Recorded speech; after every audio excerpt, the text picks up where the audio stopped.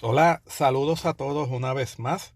Hoy estamos viendo en el episodio de hoy el tema de por qué el autismo se oculta tras las buenas notas. También podríamos decir por qué el autismo se oculta tras la buena conducta. Y esto se cuadra muy bien con otro mito del autismo, que sería el mito del niño bueno o del estudiante bueno.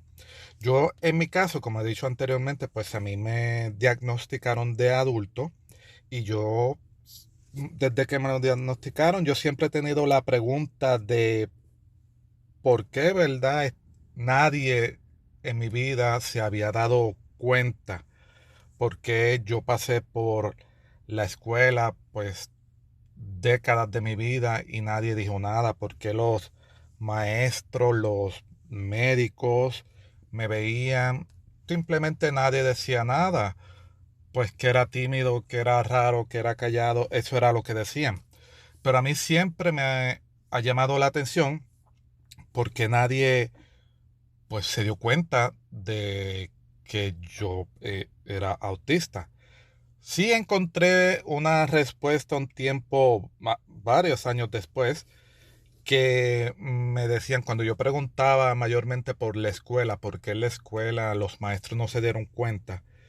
Me decía la persona que me lo dijo, me dijo, como eres callado y tenías buenas notas, pues entonces no había problema.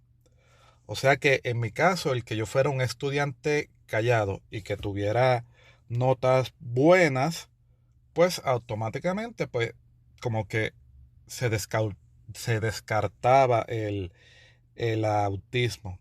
Y esto pues que estoy diciendo no es simplemente una anécdota, es una imagen de que el sistema pues falla y causa que muchos de nosotros pasemos por debajo del radar, como me dice mi psicóloga, pasaste por debajo del radar todo tu tiempo en la escuela, en la universidad y todo ese tiempo estuviste siendo autista, pero por debajo del radar nadie lo detectó. Para explicar esto mejor, pues vamos a ponernos un poquito en contexto. Yo, mi vida de estudiante de escuela pública, pues fue en los años 90. Así que para esa época, pues la idea que se tenía del autismo era muy sesgada. El sistema escolar y los médicos buscaban dos cosas primordialmente para identificar a alguien con autismo. La primera era que pues, el estudiante tuviera una conducta problemática o tuviera un problema de aprendizaje. En mi caso, pues conducta problemática, yo no gritaba en el salón, yo no tenía rabietas visibles, porque sí tenía rabietas, no me paraba de mi asiento, o sea que yo para la escuela yo era un éxito. La escuela, ese sistema estaba diseñado para el orden y yo cumplía con eso.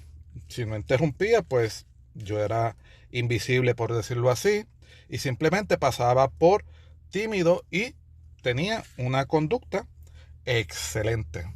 Una vez ya de grande alguien me dijo como que no, porque tú no te comportas en una clase. Yo le hice el reto. Puedes preguntar a mis maestros desde kinder hasta universidad a ver si alguno tiene una queja de mí en conducta. Yo nunca tuve problemas en conducta. El otro problema que se asociaba con el autismo era el problema del aprendizaje.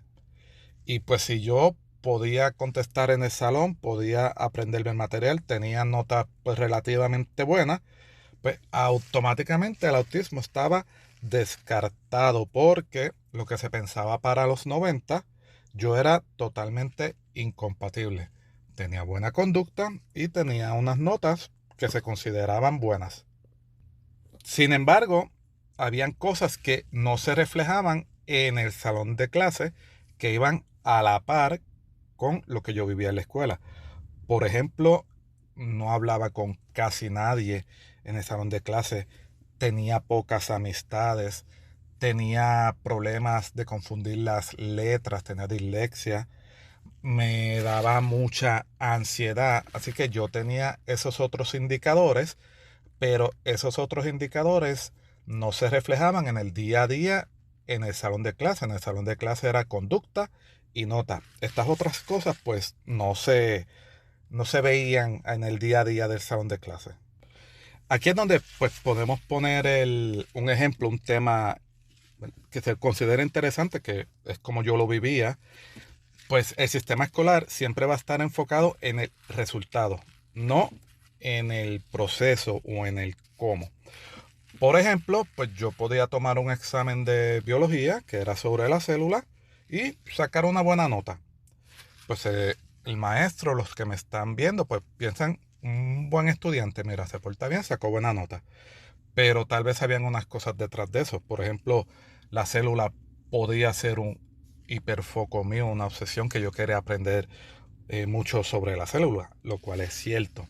Así que eso no salía en el examen. Tampoco salía en el examen la ansiedad que me daba el tomar el examen o la ansiedad que me daba el día que me daban la nota del examen.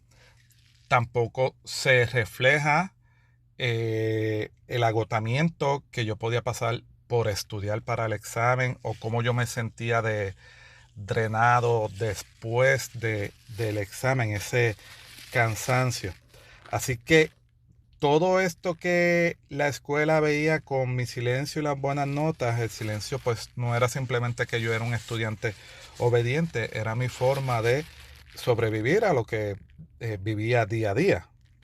En esto pues entramos en lo que es el tema del masking, camuflaje, que ya hemos hablado anteriormente, y es que muchos de nosotros pues aprendimos observando a los demás e imitándolo a ellos. Pues aprendimos a sonreír cuando los demás sonríen. Yo creo que yo todavía no he aprendido eso.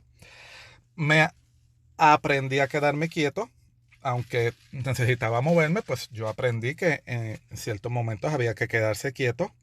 Y aprendí que si yo tenía éxito académico, pues era como una puerta de salida para que nadie viniera a preguntarme otras cosas, porque porque eres callado, porque tienes pocos amigos. Pues si tenía buenas notas, pues yo pasaba por eso.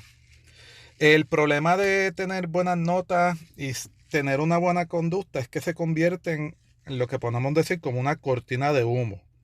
Pues si tienes buenas notas, pues la gente va a pensar que eres pues funcional, por decirlo así. Y esta palabra funcional pues puede ser un poco peligrosa, porque yo podría ser funcional para el sistema, en este caso estamos hablando del sistema escolar, pero no funcional en otras cosas como en tener amistades, en hablar con la gente, en funcionar en el día a día, en cosas simples. Yo sé que en este podcast, he hablado mucho del ejemplo de la escuela, pero puedo decir que pasa lo mismo en el trabajo. Paso como un buen empleado, callado, que hace bien su trabajo, no hay problema y nadie va a pensar diferente porque estoy en ese cuadro. Empleado callado, hace su trabajo, no hay problema. Y esto no es simplemente mi historia. Mucha gente, si es que no puedo decir todo, no voy a generalizar, que estamos en autismo nivel uno, pues hemos pasado o nos hemos sentido así. No nos diagnosticaron antes porque éramos poco autistas. No es que somos poco autistas, sino es que fuimos muy buenos fingiendo que no lo éramos. Aprendimos a disimular que éramos autistas, pero lo seguíamos siendo y eso nos llevó a pasar por, por debajo del radar. Bien, esto es lo que quería compartir para el día de hoy. Espero que la información les ayude, la comparten. Muchas gracias a todos los que escuchan y será hasta el siguiente episodio.